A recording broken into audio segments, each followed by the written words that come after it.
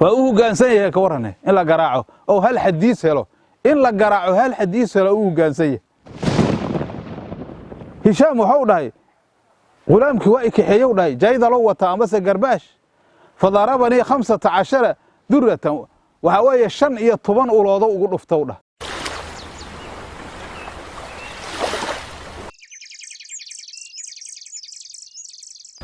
بسم الله الرحمن الرحيم الحمد لله رب العالمين والصلاة والسلام على أشرف الأنبياء المرسلين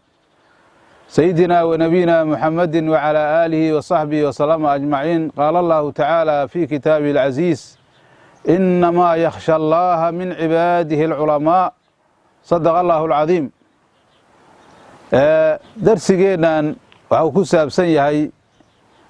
فضيلة العلم والعلماء علمك فضيلة وإسكاليه يهي يا علماء عالمين تا أيانو مارتها كسو قادنينا أدى إلهي سبحانه وتعالى أيا عديي oo dadka culimada inay maartay yihiin dadka alla ka baqa ayaa Allah subhanahu wa ta'ala uu sheegay maxaa yeelay qofaan cilmi lahayn rabbul izza kama baqo marka Allah wuxuu dhahay subhanahu wa ta'ala inma yakhsha Allah min ibadihi al-ulama inma daas waxa la yiraahdaa adaatu xasriya la yiraahdaa waxay ka dhigan tahay ayadoo cabsida Ilaahay lagu soo koobaba kaliya dadka culimada oo ahlul cilmiga inay maartay yihiin dadka alla ka baqa marka cabsida waxa keenaya cilmiga ayaa keenaya rasuulkeena kaleey salaatu wasalaam khalqiga Ilaahay midka ugu taqwada badan ayuu ahay sida xadiis saxiixa soo aroortay waxa yeelaya maxay tahay marka waa aqoonta Ilaahay subhanahu wa ta'ala rabbul izza macrifada rabbiga uu leeyahay oo Ilaahay subhanahu wa ta'ala jalaalka alle iyo cadamada alle iyo Allah subhanahu wa ta'ala aqoonta uu dheeryahay dadka intiisa kale oo makhluuqa ayaa waxay keentay inuu rasuulka noqdo kaleey salaatu wasalaam adqal khalqi oo noqdo ala al-idlaaq oo noqdo khalqiga Ilaahay midka ugu taqwada badan marka hadda culimada fadiiladooda waxaaba markaasi kaaga filan aayadan Ilaahay subhanahu wa ta'ala uu leeyahay إنما يخشى الله من عباده العلماء إلهي سبحانه وتعالى وحا كبق أدو من كيس علماء أيا كبقده علماء أيا كبقده عد كالانتود كبقده أيون أي كدغانت إيدول دهايو marka hadda waxa weeye markii cilmi la yeesho oo cilmiga sadana waxa weeye cilmi lagu amal falaa la jeeda qofku waxa weeye cilmigiisa marka uu ku amal falo ayaa wuxuu noqonayaa culimo markaas uu noqonayaa waxa laga yaabaa dadku culimada inay culimo iska dhahaan laakiin culimo xaqiiqada markii la yiraahdo waxa weeye culimada dadka caamiliinta oo ku amal fala cilmigooda ayaa maartay loola jeedaa mooyaane qofkaas maartay culimo lama yiraahdo hadii qofki cilmi leeyahay laakiin caamil uusan ahayn cilmigaas wuxuu noqonayaa xujjatan alayhi oo noqonayaa إلهي سبحانه وتعالى وحو uga dhigaya xujo ayuu uga dhigaya maalinta qiyaamo ayaa markaas xujo looga dhigaya marka waxa weeye cilmiga waxa loo soo maray dhibaata loo soo maray waxa la rabaa cilmiga inaad ku dadaashid inaad culimada cilmiga ka barato inaad meel walba aad u marto dadaal kasta inaad u marto waxa weeye qiso yaro waxaan soo qaadanaynaa إمام البخاري هي مارتيا نيل يراهدو مارتيا أبي داود هشام ابن عمار أرين مارتيا كصابسن أيانو سو قادنينا أرنتاس waxaa la yiraahdaa cilmo ciwaankeeda sid min al-darb ayaa la yiraahdaa hada dadkii waxa weeye maanta cilmiga si aan maartaya macna ku fariina isaga helaan hada zamankan waxa uu noqday zaman oo maaladan la iska adeegsanayo warsheekh hebel joogay telefoon aan u dirno aan waxaas dhahno aan waxaas baxaa naga galay culimadii loo tagi ma cilmiga la baramaayo hadda waxay noqotay telefoon iyo maartay aaladan iyo waxaas ku dhameysay iska noqotay waa nicmo Ilaahay laftirkeedu hadda lama diidaayo hadda wax badan in Ilaahay wax fududeeyo oo dadka Ilaahay wax baro waa loo baahan yahay laakiin waxa weeye waxa la rabaa ixtiraam inuu la jiro ayaa loo baahan yahay dad badan oo waxa laga yaabaa waxa arkaysaa su'aalaha ka imaahaya ay ixtiraamka ka baxsan yihiin iyo wanaagga iyo maaragtay xurmada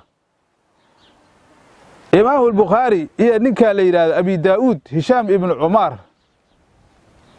waxau dhahay xaafidka la yidhaahdo maaragtay jasra waxaan maqlayow dhahay ninka la yidhaha hishaam ibnu camaaraan maqlayow yidhi isagoo dhahaya dakhaltu calaa maalik ibnu anas faqultu lahu xadisnii waxaan u galay buu dhahay imaamu maalik ibnu anas oo mashhuurahood og tihiin kolkaasaan waxaan ku dhahayuu yidhi ii sheekeeyo xadiis ii sheeg markaasou dhahay iqra' akhri bal xadiiska markaasaan waxaan idhi laa bal xadisnii anigu macnaha waxuu doonayaa xadiiska inuu akhriyo oo u fasiro ayuu imaamu maalik rabaa imaamu maalik waxuu yidhi xadiiska markaasi kuu akhri maayee waxaa weeye xadiiska kaa anigu maaragtay adigu akhriyow dhahay xadiiska aniga maaragtay anigu maaragtay ma sheegaaye oo xadiis kuu sheegi maaye adigu akhriyow dhahay xadiiska aan kaa dhegaystee markaasaan dhahay laa bal xadisnii markaasou dhahay iqra' falamaa raadatuhu qaala yaa gulaamu tacaala idhab bihaadaa fadribhu 15 larban marka shiikhi waxuu dhahay uri markaan yidhi xadisnii waxuu dhahay uri akhriya xadiiska adugu akhri aan kaa dhegaystay markaasaan waxaan dhahay uri laa akhri maayo bal xadisnii adiga ii sheeg oo xadiis ii akhri markaasou iqra' akhriyow dhahay yuri markaasaan ka diidayow dhahay arrintii meeshaas markaan ku celceliyey ayaa waxaa u joogow dhahay imaamu maalik ibnu anas wiilaa u joogay ama addoonkiisiba ah markaasuu waxau dhahay yaa gulaamu tacaala idhab bihaada fadribhu 15 waxau dhahay yuri war wiilow kaalayow dhahay ninkan 15 jaydal 15 garbaash amba 5 jaydal ku soo dhufow dhah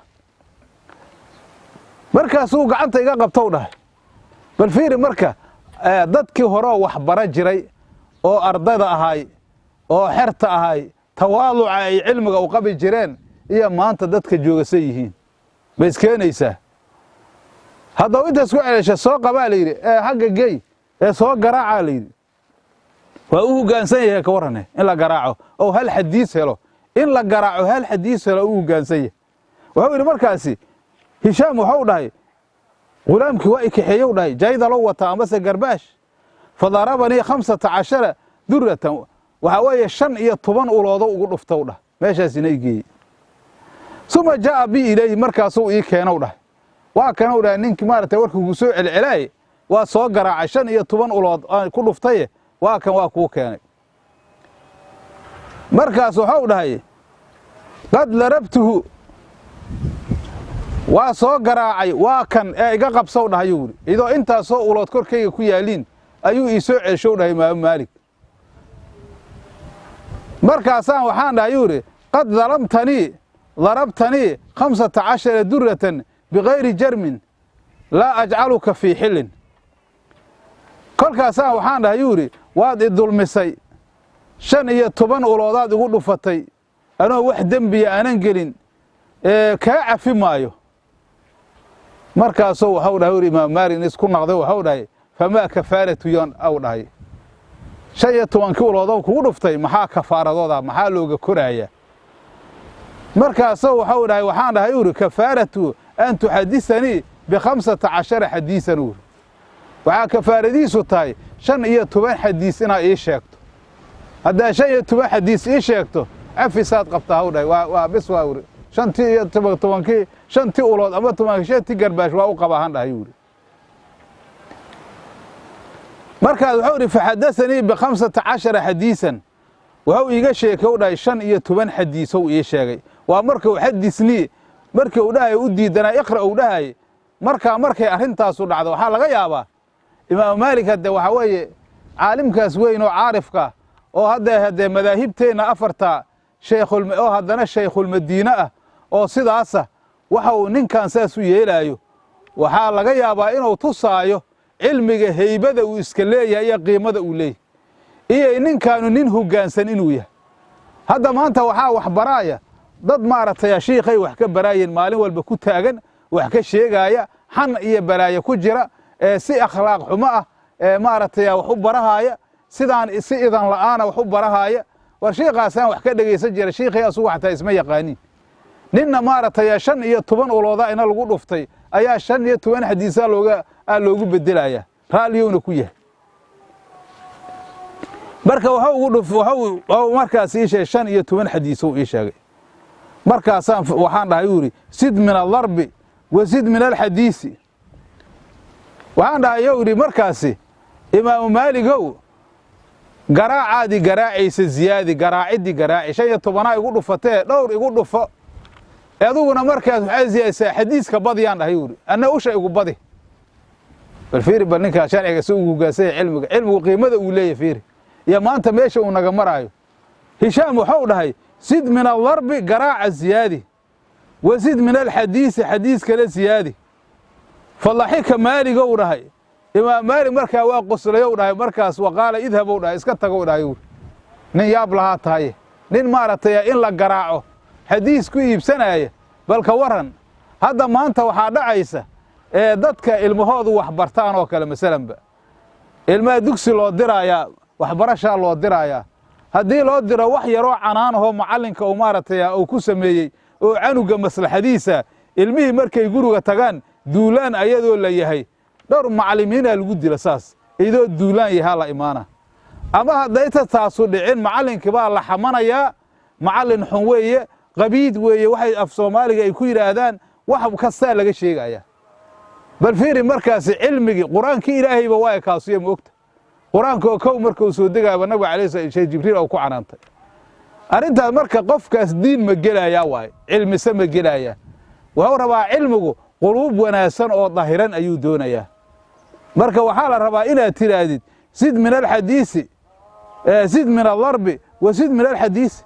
hada qofa macallinkaaga oo ku tumaynin ama sheekhaagi ee kitaabada ku akhraaya ayaa maanta waxa laga leeyahay sheekhaagi maaratay qofka u tawaadu oo maaratay tawaadu Ilaahay xuduudiisa la gaasiimaayo maaratay ixtiraam oo weynay oo qiimaha kula yeesho markaas sheekhi baa wuxuu ka baxsan leeyahay dadkii oo wax ka barahayay ayuu ka baxsan leeyahay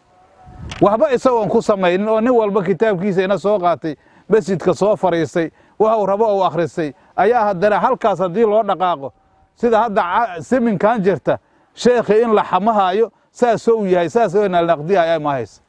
war qofkaas dadkaas diin ma gelaayo la ma gelaayo marka hada wallahi al-malik ha marka waxa way markaas qofkaas ninkaasu nin maliga waaye waa nin maliga marka cilmiga iyo diinta markii saas loo waramo loo barto oo saas loo maro ayaa maartay wax laga gaaraya waxay ku sabri jireen dadkii maartay culimadii hore ama talaamiidii hore wax bara jirtay gaajada min liajli al-ilm cilmiga waa lagu sabri jiray gaaja lagu sabri jiray wadankeena Soomaaliya waa ka jirta nin hadda aniga sheekhayga ahay khayr Allah siiyo Allah u naxariisee oo la dhihi jiray Sheekh Abdullah Xasan Maxaad Cariif la dhihi jiray sheekhana waxa uu noo sheegay magaalada Muqdisho xamar weynahan soonahan magaaladayda ku siman inay markaasi waxa weeye markay kitaabada soo akhrisaan sheekh weyna caalimka ay wax ka baray Sheekh Muxdiin Macal Mukarram inay meelay ku hoydayna waayaan godadka ay gali jireen ayagoo god ku jira habeen ku hoyahaaya in gabar ay timid qashin wada iyo waxyaabo wasaqa ee godka kula shubtay meeshii markaas ayaga kutubadoodii waxoodii ku qoyeen saasay wax ku baran jireen dadku haddana dadka dheregtu dishay oo waxa weeye waxay baraayeen mala ninka la yiraahdo Wahshi Abu Ali Al-Hasan wuxuu yiri waxaan joogi jiray meel ila Asqalaan waxaan wax ka dhageysan jiray lina lihi jiray ibn Musahih iyo rakaleentood nafaqadii cariiri ugu naqato waxaan cunaan waayay maalmo ayaan joogi jiray waxba aan cunaynin wa baqiitu ayaaman bila aglin fa akhadtu li aktuba waxaan bilaabo yiri markaas inaan qoro wax qoraan isiri wuri fa ajastu gacantayda hatta wax ma qori karto dhaafiiri ilaan baahiya haysay moogtahay fa dhahabtu ila dukaani khabaasin wuxuu nin maaratay rootiga waxaas gada dukaankiisa ayaan tegayow dhah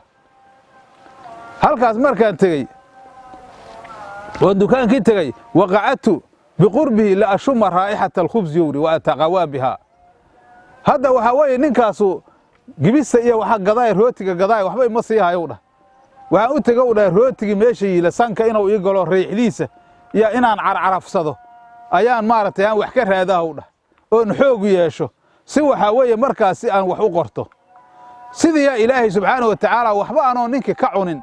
ayaan maaragtay rootigii meesha yiilay markii aan maaragtay wax ka qaad aan sanka ka uriyey ayaa ilaahay xoog iigu yeelow dhahay markaasaan waxaan bilaabo yidhi inaan duruusti qorahaayo